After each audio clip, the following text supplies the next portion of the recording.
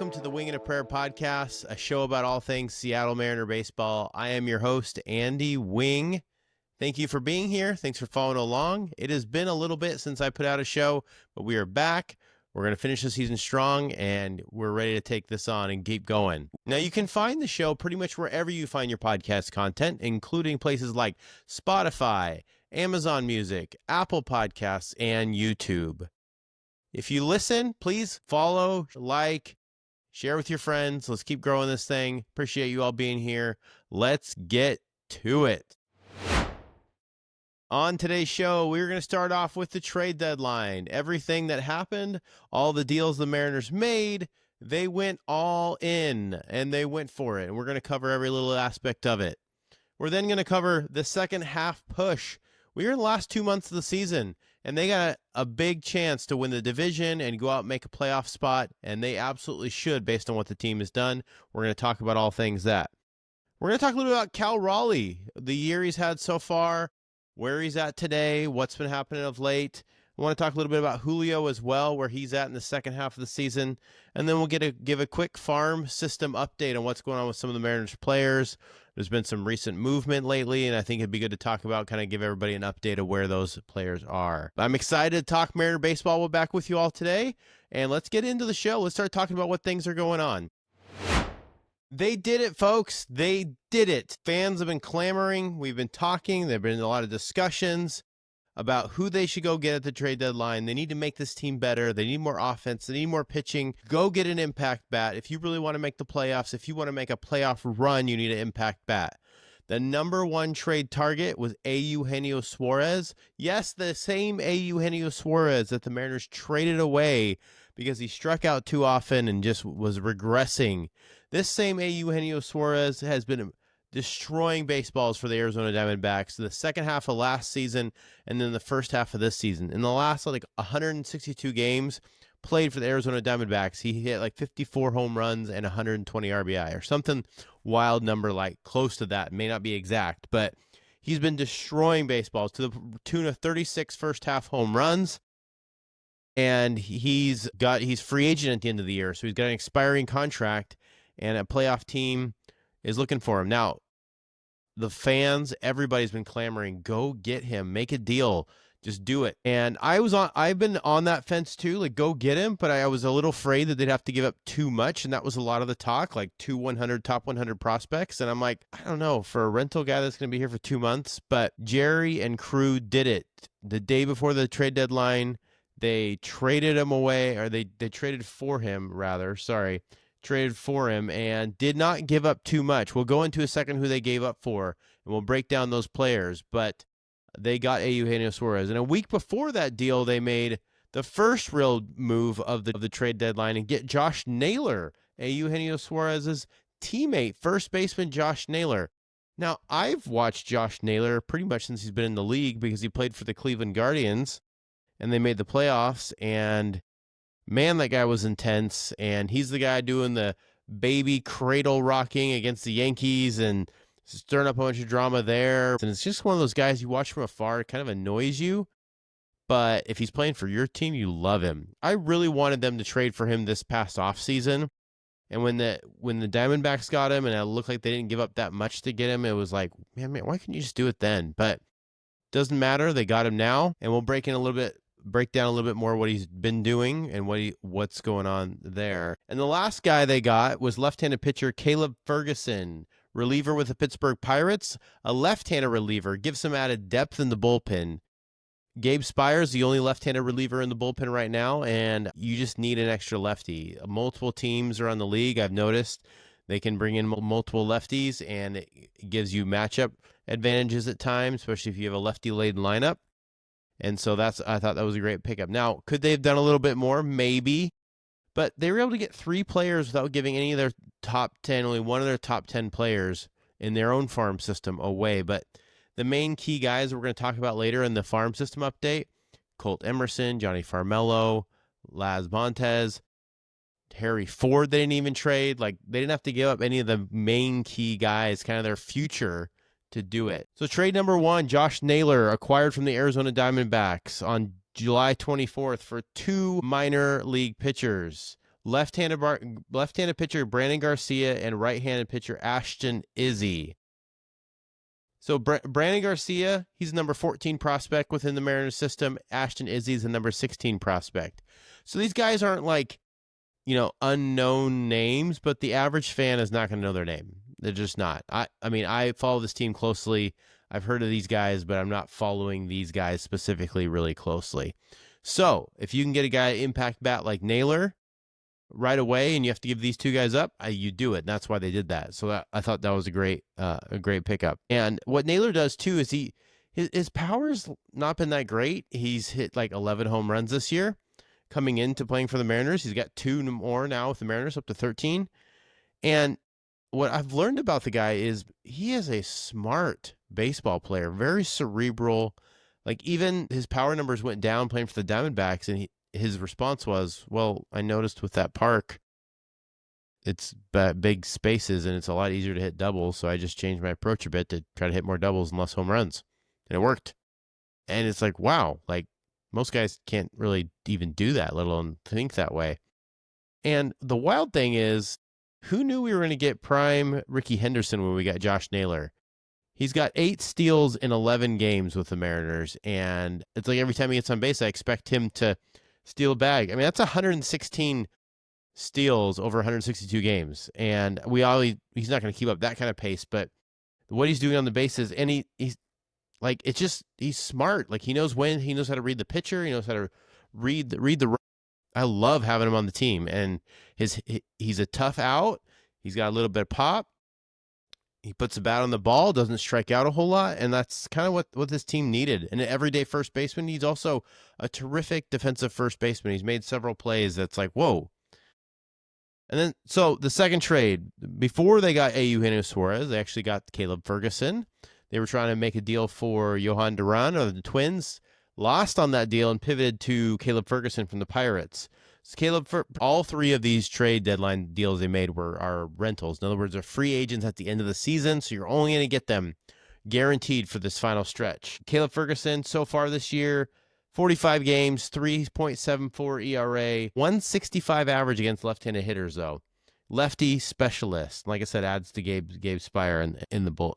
They traded him for minor leaguer Jeter Martinez, unknown name. I don't know that player at all. So, then the final deal, this is a little bit bigger trade package they had to give up, which was understandable, but trade number 3, Eugenio Suárez acquired from the Arizona Diamondbacks for first baseman Tyler Locklear, right-handed pitcher Hunter Cranton, and right-handed pitcher Juan Burgos. So Tyler Locklear is the big name in all this. He's the guy that's been in AAA. He's been smashing AAA pitching. He played for the Mariners for a little bit last year. He even got called up right before this deal this year.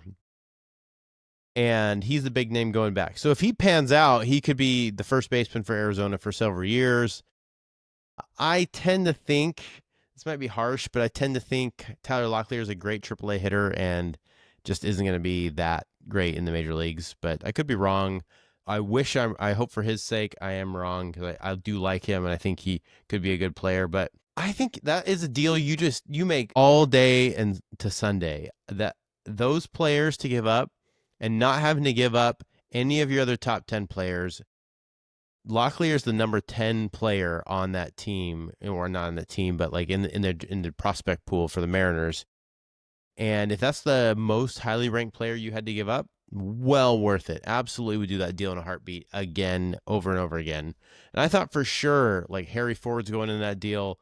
And I thought if you had to give up Harry Ford and you got Naylor and Eugenio Suárez, I would have been okay with that, but they didn't have to do it. That was wild. I think that just speaks to the rental player aspect. And, Suárez, he can be a streaky hitter. I mean, we've seen this with the Mariners. We've seen it at times where he goes really hot and he goes really cold.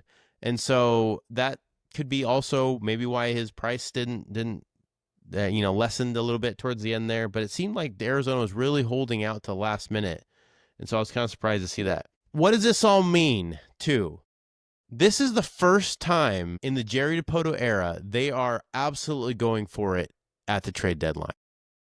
They've made good trades in the past, but they always trade for guys that have club control for at least another year, or they're under contract for another year. They're not just free agents at the end of the year.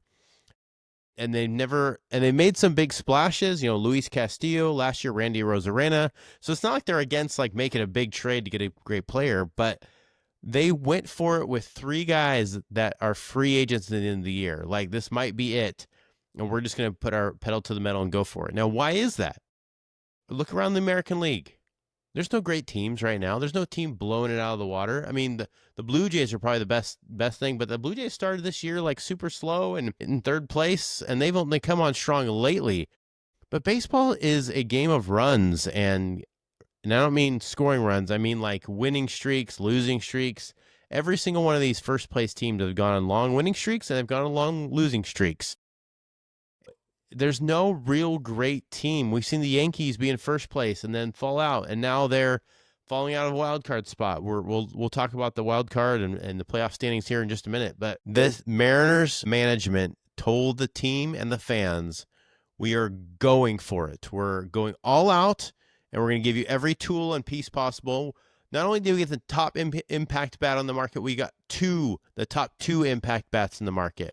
So now it's on the players, right? It's on the players to go execute, because not too often when fans are clamoring for a player or 2 for them to get, do the team actually go get him? I was kind of saying this all along during this process for the trade deadline, that we're talking about Naylor, we're talking about Suarez. The Mariners are going to trade for some guy that is on anybody's radar that didn't even know was available, and that's usually the way it goes. And not this time. The obvious blatant choice was the choice that was made, the deal that was made. And man, is that fun to talk about. And it's fun to see it in action. The Mariners are 5-1 since they made the trade and made the deal for Suarez. This new look lineup, and we're going to talk about it, but this new look lineup is a force. And they're 5-1 and only 2 games back of a division lead and firmly in the 2nd spot of the wild card. So these trades, I love them absolutely. I think they were one of the best trade deadlines in the market, and didn't have to give up too much. And it's a signal to all the fans and everyone that it's go time. Time is now. It's our opportunity. Go get it. And you know what? The fans see it. The fans are showing up to the games. A big homestand they've been on Tuesday night against the White Sox, 30,000 plus people there. People know. Mariners are becoming an event in this event in Seattle, and people know it, and it's game time. Let's go. Now that the trade deadline is over, the playoff push is on. They didn't go get these players and make the deals they just made to sit back and not make a run at this division. The division is in play. The Astros, I don't know how they're doing it. They've been in first place for the last several months, and they're doing it with duct tape and string. They got 18 players on the IL right now. 18 players from their original roster to start the year. And to be that devastated with injuries and still be in first place and winning games. But one thing we're starting to see is the cracks. We're starting to see them not play as well, lose series, lose more and more games. And the Mariners kind of fluctuated a little bit in the standings, where they were down 4 games and then as much as 7. And they crawled all the way back tonight, back within 2 games of the American League West. And they got a nice little homestand they're playing right now. They took 3 of 4 from Texas. They took the first 2 from the White Sox. If they can sweep tomorrow and then take 2 or 3 from the Rays, there's a chance they could be tied or in first place by the end of this homestand. The Astros, yeah, they went and got Correa, and they may make a run here too, but I don't think they're going to pull it out in the end. I think the Mariners are going to catch him, and now is the time to go get it and execute. And I said earlier that there's no great team. Even the Tigers at the, right before the trade deadline, were the best team in baseball, and they went on a major losing streak, losing like 12 of 14. And that's when the Mariners swept them right at the beginning of that. And they're still in first place because like the AL Central just doesn't have any other good teams to compete with them. The Dodgers have been gone on a bad losing streak this year. I mean, even like I said, the Blue Jays are in first, but they didn't start out that way. And so, I kind of wonder, thinking about this, we'll talk about Texas here in a second, but last year, the Mariners started off really hot. They got a 10-game lead. I know you're all thinking, don't tell me again, Andy. That was awful. How can you have a 10-game lead and lose it? Well, Mariners had a 10-game lead. Astros started off under 500 most of the first half of the season. And then they caught fire, literally caught fire, starting in late June to the end of the season, and ended up pulling way ahead of the Mariners in the end. And so they started off really slow, and then the Mariners started off hot, and the Mariners cooled while they got hot. I kind of wonder if this is going to be the opposite this year. Like the Astros have been hot this first 2/3 of the season without no rhyme or reason to it with the amount of injuries they've had. And the Mariners have been kind of stumbling along, remaining around 500. And maybe they're going to catch fire and the Astros are going to pull back. So I really believe that the division's at play. The wild card is not the play to go here. You got to go get the division. Now, they're in second place in the wild card. They're they're up a couple games on the next, the Yankees and the Guardians and the Rangers. And winning 3 or 4 that home series they just had against the Rangers is huge. One of the biggest series of the year. To take 3 out of 4 is just exactly what you need. You need to create separation between yourself and the Rangers and push them down and go after the Astros next. And so, again, this division is in play. These are why they made these meals. They would go after the Astros, get the division. Because at the end of the day, if you can get that division and be one of the top records in the American League, you're also looking not just playoffs, you're looking at a first-round bye. And so, but they just got to take care of business right in front of them to start. You can't be thinking about anything else going in that division. And, forget the wild card, go get that division.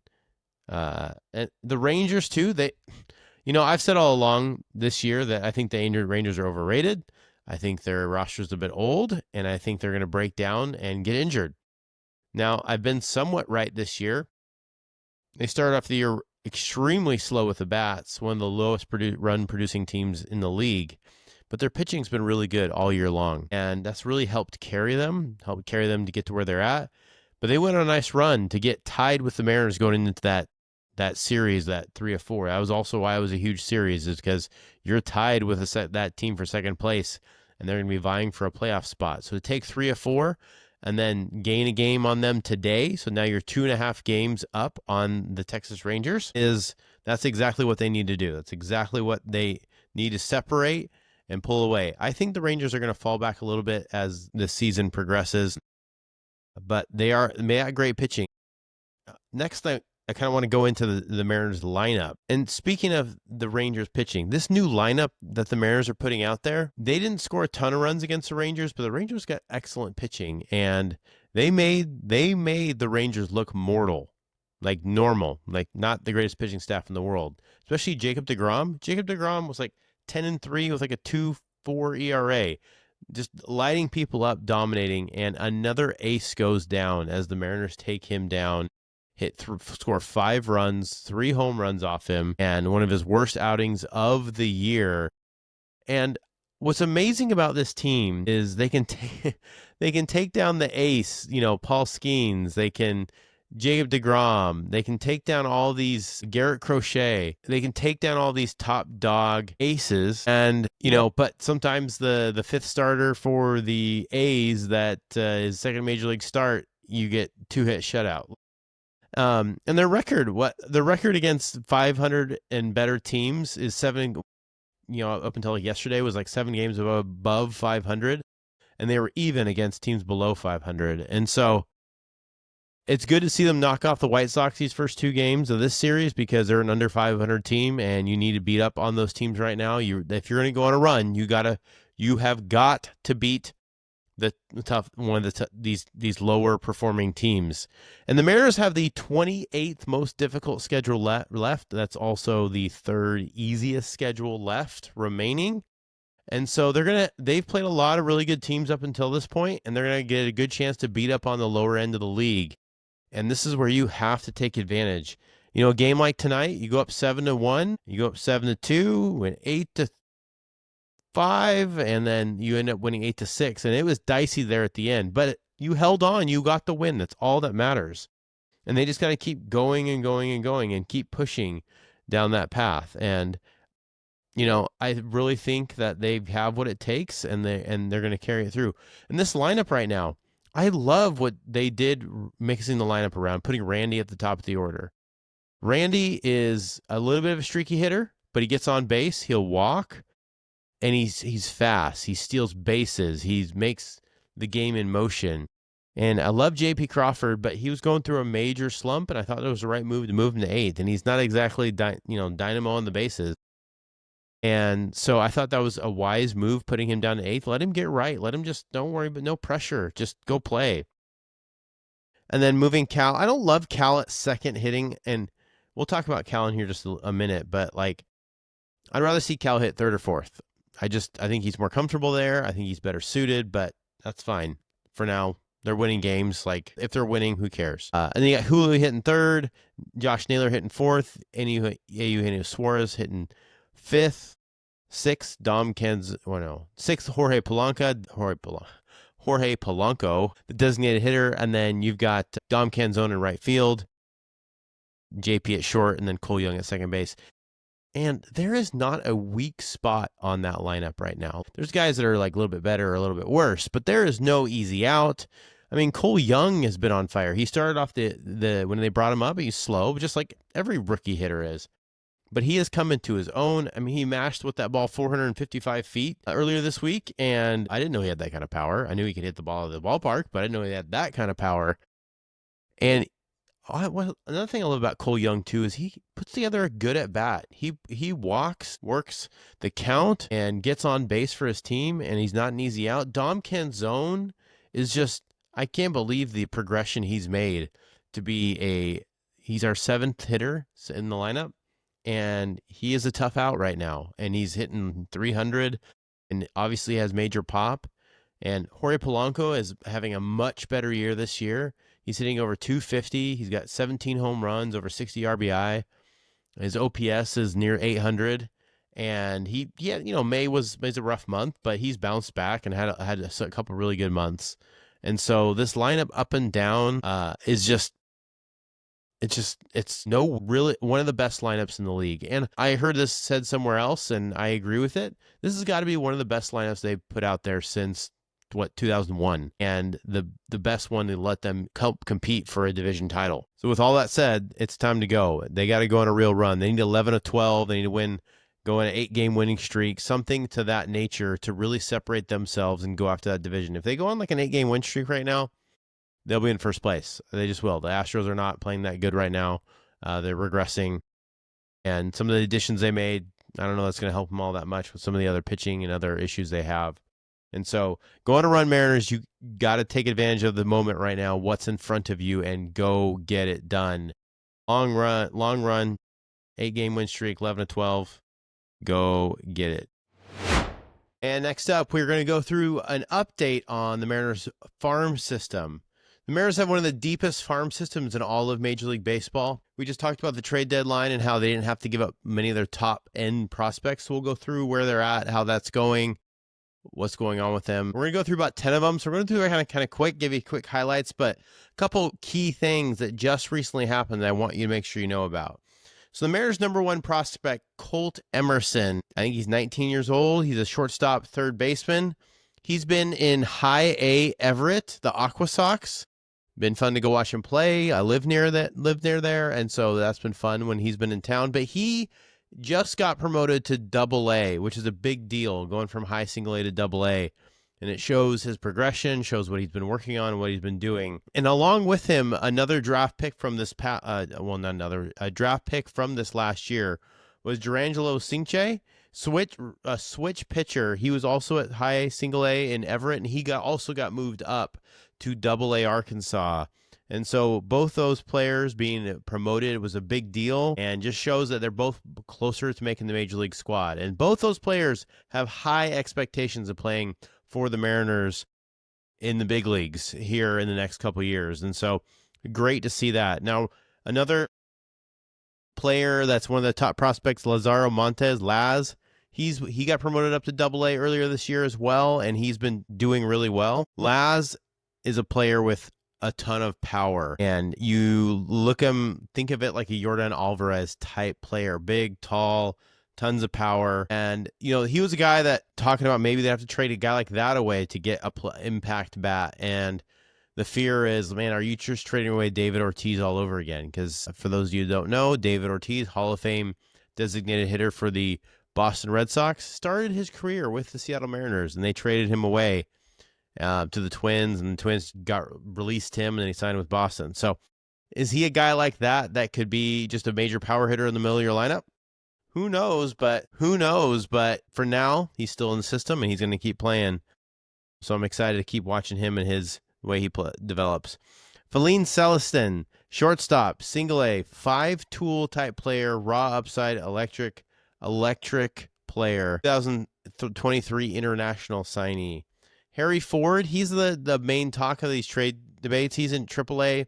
He's a speed and power combo. He's a catcher. So he's kind of blocked from Cal Raleigh being the main guy. So I don't know what his opportunities are here. Maybe they'll move him in the offseason. But for now, he's still with the organization. Michael Arroyo infield plays at AA, Arkansas, underrated bat. He's got a 953 OPS at AA this year, so he's doing really well. Another player, Johnny Farmello. He's at high A, Everett, super high speed, growing power, somebody to keep an eye on, having a great season so far. Ryan Sloan, he is one of the future pitchers that's getting a lot of attention as the next Logan Gilbert, the next George Kirby, kind of that kind of pitcher.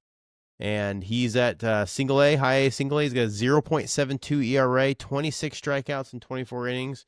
He is rising fast, so keep an eye on him. Ryan Sloan, a big-time pitcher to keep your eye out for. Ty Pete, he's one of these guys from a couple years ago, young high school kid they drafted. He's at high A. He's got 16 home runs this year, super athletic. He's an outfielder, shortstop type, drafted as a shortstop, and now he's playing a little bit more outfield as he develops. And then the last guy I want to highlight is the guy they just drafted as the number 3 overall pick, Cade Anderson, their first pick, the LSU ace, College World Series MVP. He's not going to pitch this year at all because he threw a lot during the regular season for college, and they want to save his arm. But he is going to be a plug-and-play type player. He'll spend some time in the minor leagues, but I wouldn't be surprised by the end of next year if he's up pitching in the major league. He's that good. He's that kind of talent. When you draft him with a number 3 pick, you want him fairly ready to go to the major leagues, and that's who they got. And so it was a gift they got that. It was a gift they got the number 3 pick, fell to them, and then got Cade Anderson with that number 3 pick. Many thought he was going number 1. And so not many. Most draft boards I saw ahead of time was number 1. So the question is, who else are you going to go get? So the fact they got him, and he'll, like I said, rest until he's ready to go next year. And so I'm excited to see what he's going to do. So all those guys, none didn't have to trade a single one away. Tyler Locklear was the only one they had to trade away, and he was number 10 on their overall list. And so every single one of those guys has got a bright future, and they're not all going to hit. But if the Mariners can hit on 4 of those guys to be regular player starters, you're then looking at an Astros-type team where you develop these guys, put them through your system, draft the right players, and all of a sudden they're regular everyday players that you can keep on your roster year in and year out, and keep developing and let yourself go on a run and have some of the pitching they have. The future is bright for the Seattle Mariners. This is when Jerry Dipoto tore down this team. It was not just to build up the major league team, but also build up an excellent farm system so you can trade, so you can develop, so you can replenish your team if somebody leaves via free agency. And this is what it's looking like right now. And so I'm excited for this future. I'm excited for these players, what they're doing and where they're at. And we'll just have to keep an eye on them, and I'll check back with them maybe at the end of the season, how they all finished. And then we will keep tabs on them as they move their way through the organization. Cal Raleigh, big dumper. I'm almost at a loss for words what to say about Cal Raleigh this year. I think when he signed his contract this offseason, there were many out there that thought, like, okay, is he going to regress? Is he actually going to live up to it now that he's got the money? And I think what we've seen is a guy that just let go and is like the weight of trying to get a contract is gone, and he can get paid now, and he doesn't have to worry about it. So he just go play ball. And what he's been doing this year as a catcher, leading the league in home runs, top 2 an RBI, and all doing this playing Gold Glove caliber defense at catcher. And he's going to set records that no other player has done before. He's already set records.